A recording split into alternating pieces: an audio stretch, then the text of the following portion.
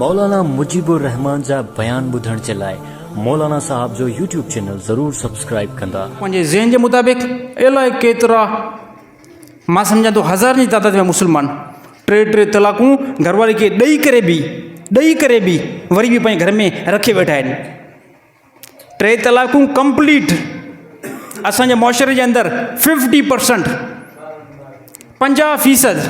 50% नौजवान मर्दनि पंहिंजी घरवारनि खे 3 तलाक़ूं ॾेई करे पोइ बि घरवारी खे घर जे अंदरि रखे छॾियो आहे। अल्लाह जो कसम जेतिरे टाइम ताईं 3 तलाक़ुनि खां बाद में इहा औरत घर में वेठी हूंदी, इन पंहिंजी घरवारी तुंहिंजी घरवारी न आहे, इन सां ज़िना शुमार आहे।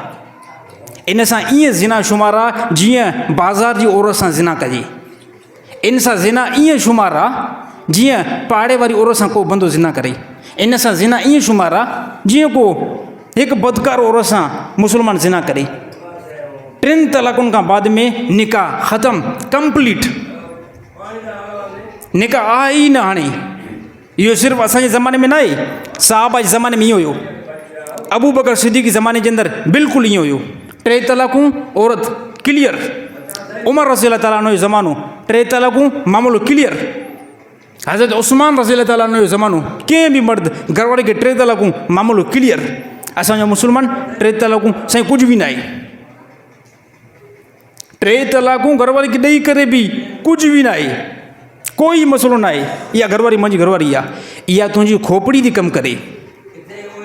इहो तुंहिंजी खोपड़ी जे अंदरि जेको ज़हन आहे न उहो थो कमु करे। शरीयत ईअं नथी चवे, शरीयत चवे थी इहा औरत क्लियर थी वई।